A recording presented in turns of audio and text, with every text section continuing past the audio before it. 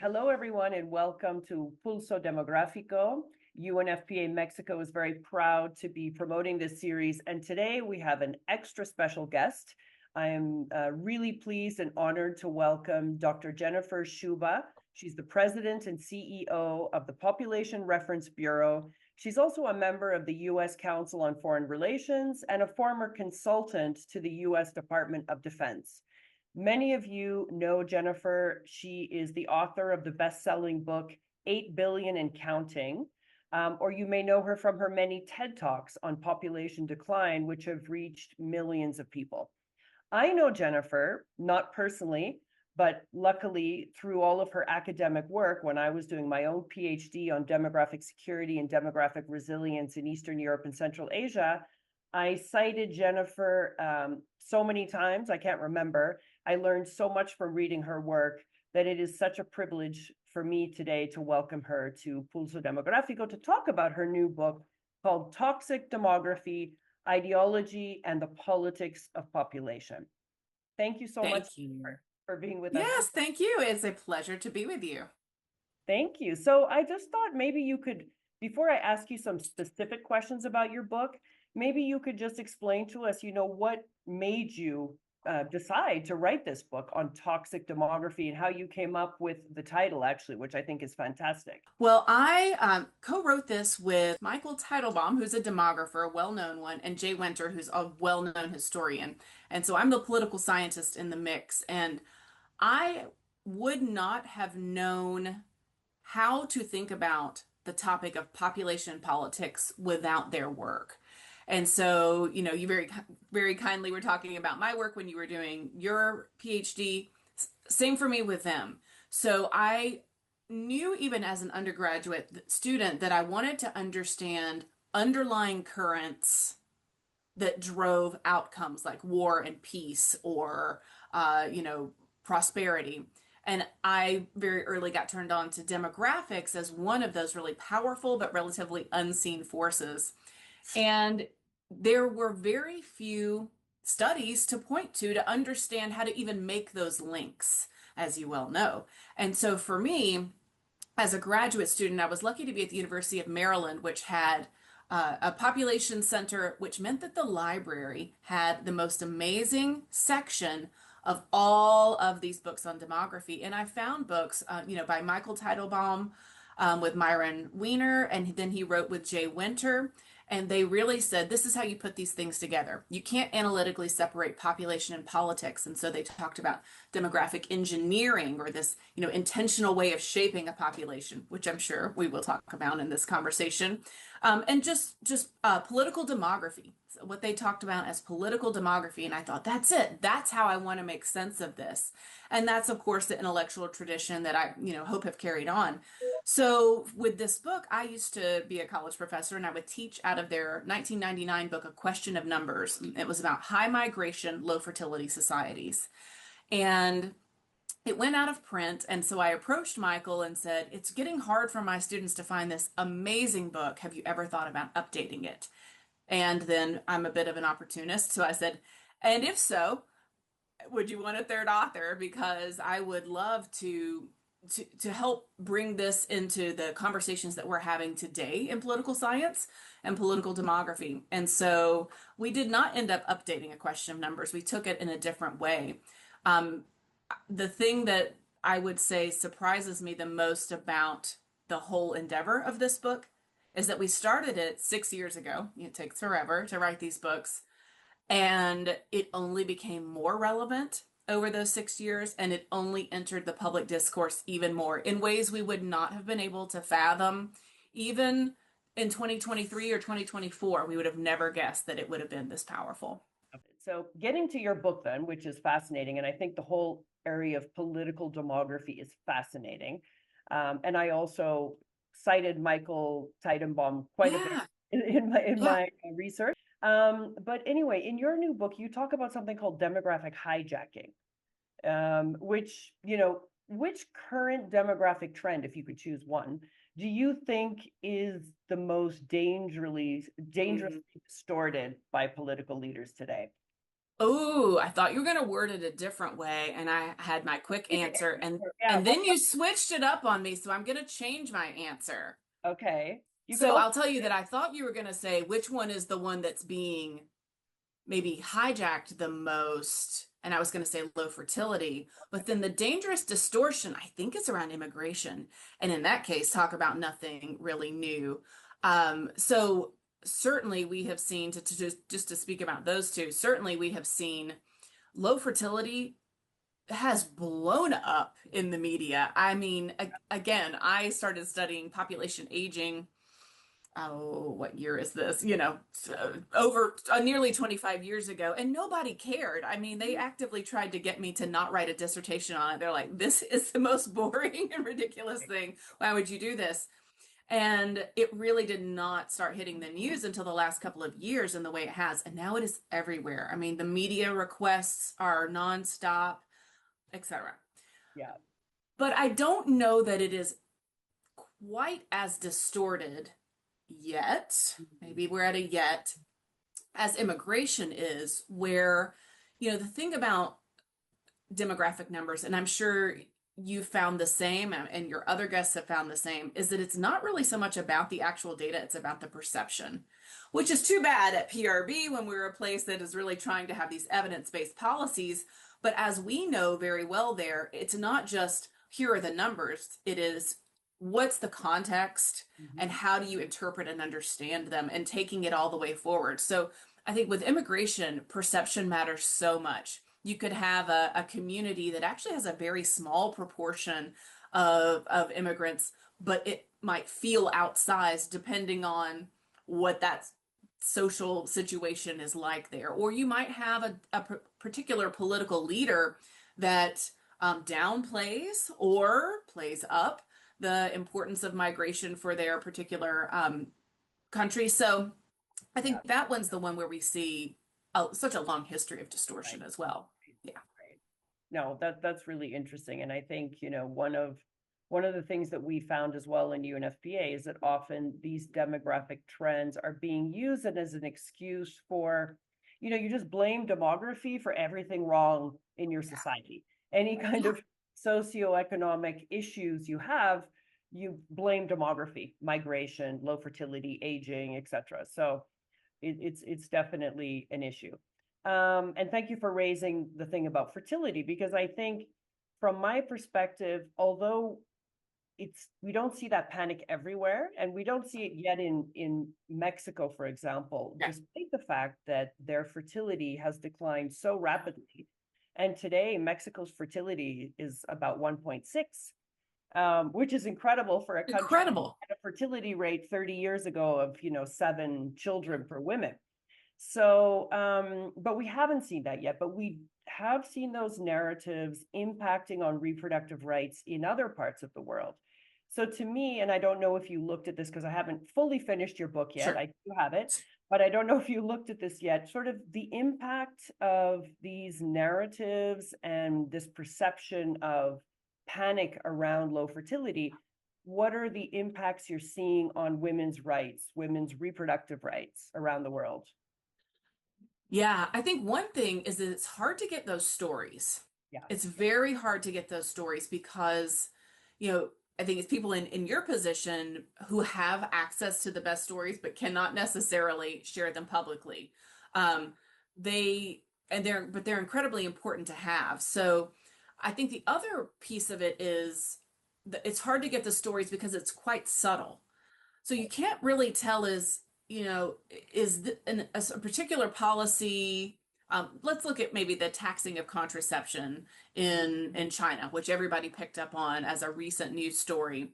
Well, do they really need tax revenue so they're looking for it anywhere? Or is it fair to interpret it as a way to disincentivize use of contraception to promote births? And of course, the answer is probably both. But it's very difficult for us to know.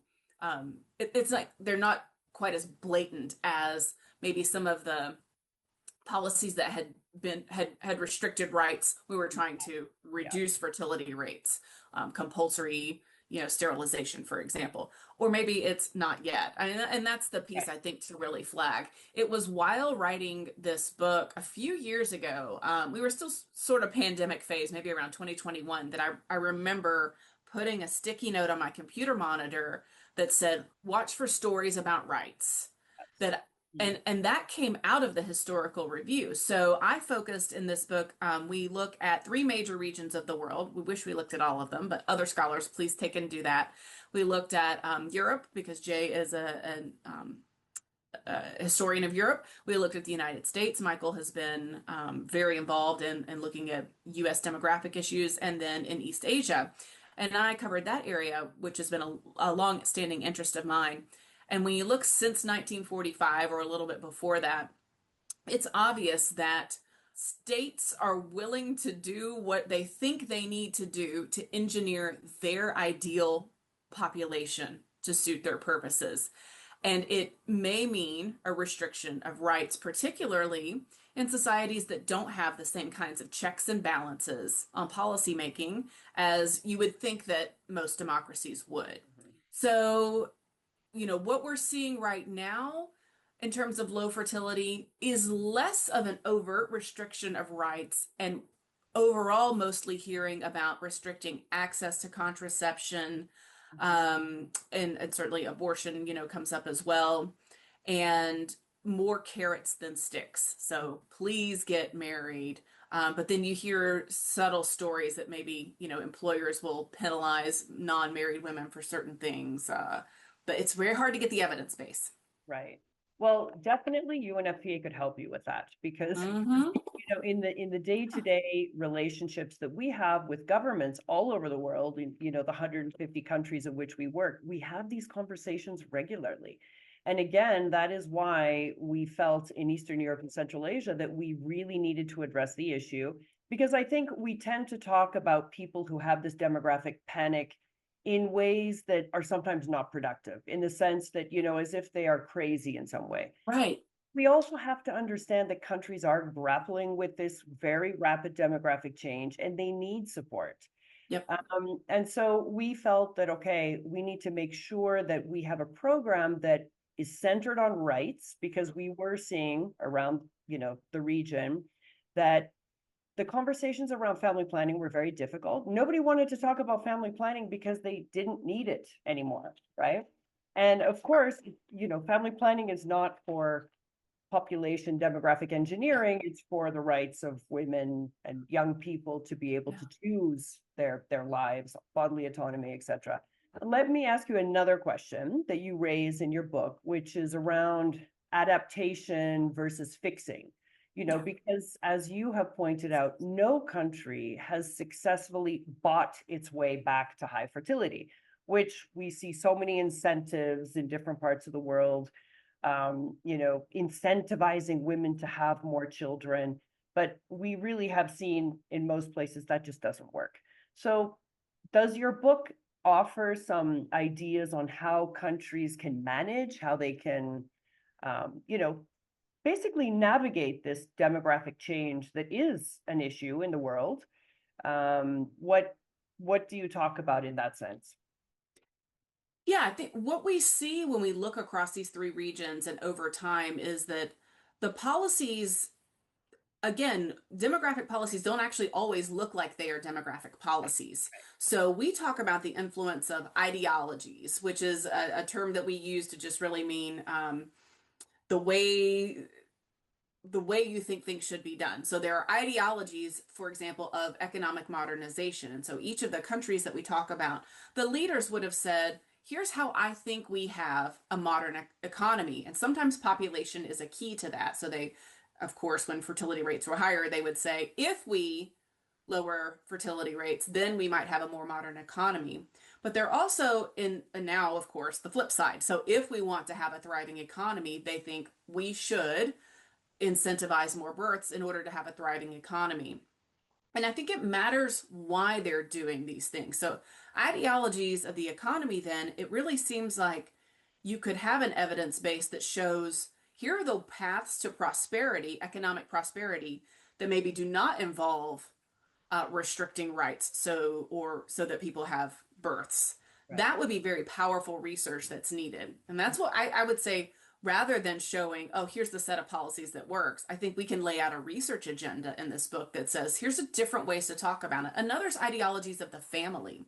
So what every policymaker has their own view of what they think the right family is.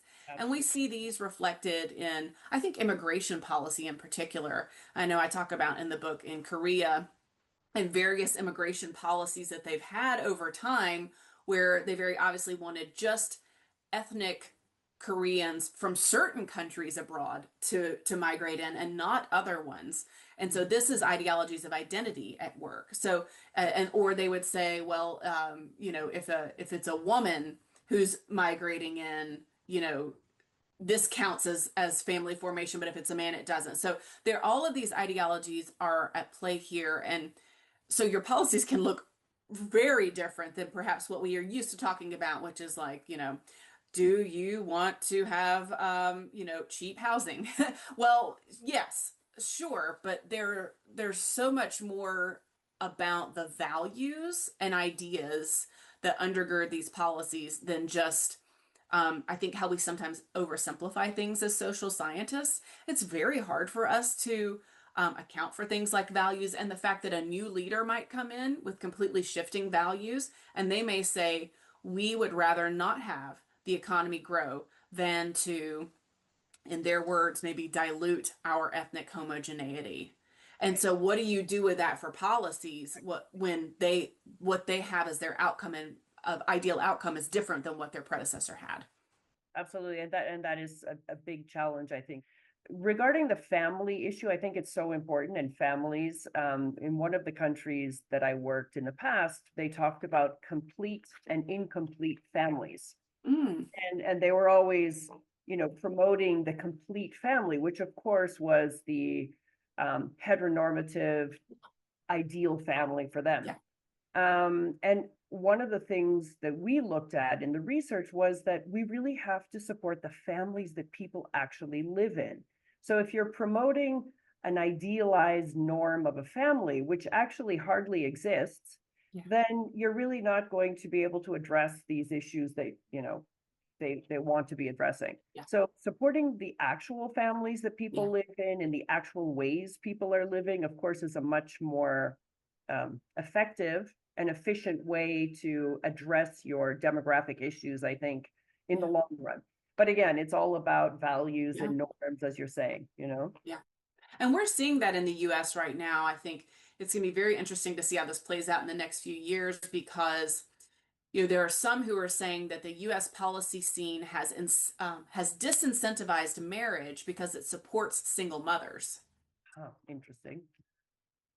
Or is it that these mothers are single and they needed support, and now we're in some circular logic here? So stay tuned for this to be a top issue, I think, in the next year or two. There's so much research that needs to be done. Yeah. But I'm sure I think you were part of the launch of our State of the World Population Report 2025 called The Real Fertility Crisis, where we really delved into those issues to look at why people around the world are choosing not to have children. Yeah. And most of it is for economic reasons, lack of affordable housing, as you pointed out. I mean, there's just so much that needs to be done to support this generation of young people as well. Okay, Jennifer, one last question. You talk in your book about reclaiming population science for truth and equity. And I think in this era of AI and misinformation, where you have warned that public data is becoming more vulnerable, what do you think a healthy demographic conversation looks like? That's a great question. I think to start with, we do need public investment in data. I was on a plane with someone last week who's on the private sector data side, and we were having a very friendly airplane debate about this. And, this person was saying, private companies have access to amazing data, so why would we need the government? And I said, well, when are you going to put it on the web for everyone to use for decision making? And he said, yeah, no, there's no way we're doing that. I said, well, then doesn't the success of your company, if you're in recruiting and you want to bring people to your headquarters, you might need to know some information about the community so that you can even attract people to come there, or know where to site your next factory, so on and so forth. And if you all aren't collectively willing to share this information, which they are nowhere close to that, then we don't have it. And so we do need government investment in that. And then also, I think private sector companies don't realize how much of their modeling, how much of their decision making is not just the data that they collect, but is also has inputs from public data. And so there's really been, again, this is like classic 101. It's a collective action problem, and this is a public good, and so nobody wants to invest in it. And we're at a potential crisis point on public data that I really might not have seen coming, because I feel like we've been sold the story over the last decade that everyone's going to be so empowered with information. There's so much information that will empower everyone. But what we're seeing is that going away. So to answer your question, one thing we have to have is the data to begin with. But of course, that's not all. So at PRB, what we work to do is democratize data. And what I mean by that is not just giving people access to the numbers, giving decision makers access to the numbers, but it is contextualizing it, interpreting it. And then that last bit that's really important, which is saying, and do you know how to use this in policy to get the outcomes you want? You've got to have that full offering there, or else you don't end up with evidence-based policies. And instead, what you end up with are politicians who have heard one or two facts that may not be used in the correct context at all, and then they make policies based on those. So, I think PRB really wants to take this on in partnership, because it will really take a huge movement of all of us who believe in the power of public data and know how to get it in the hands of policymakers to have evidence-based policies that protect rights. Definitely. Well, congratulations on that work, because it's so important, especially right now in this world, immense demographic change, where, as you say, sometimes decisions are being made on perception, not on data and evidence. And that is really, really critical. One last thing. Demographic humility is a term that you have used. And I think, that's a powerful reminder that demography is not destiny, as some people claim, but is shaped by human agency and the choices that we make. And that's why protecting rights and choices is so important. Do you want to say one last thing on that, and then we'll come to the end? Yeah, and I think there's another element of humility too that we only briefly mentioned, but I also feel it's important, especially for your audience, which is we also need to realize as scholars that when we put our work out there, it's not value neutral. So we are taught as social scientists, taught in academia, that we are trying to remove as much bias as possible when we do our studies, and then we present this information and we get it out there for people who want to use it, if we're incentivized to do that at all, separate issue. But we don't control what people do with that information. And I do not think we can get away with saying, oh, well, I didn't mean it that way, so, it's not on me. Right. I don't think that means, and Michael and Jay don't either, that we have to self-censor. That's different. But it does mean following it all the way through. Like, have you thought about this? Do you even have a section in your paper where you're acknowledging this? You showing people what to think about it? It's kind of the same as I said about democratizing data. It's not just the information, but and here's what you should take away from this. And here's maybe what you shouldn't take away from that. I don't think that we are trained enough to realize that.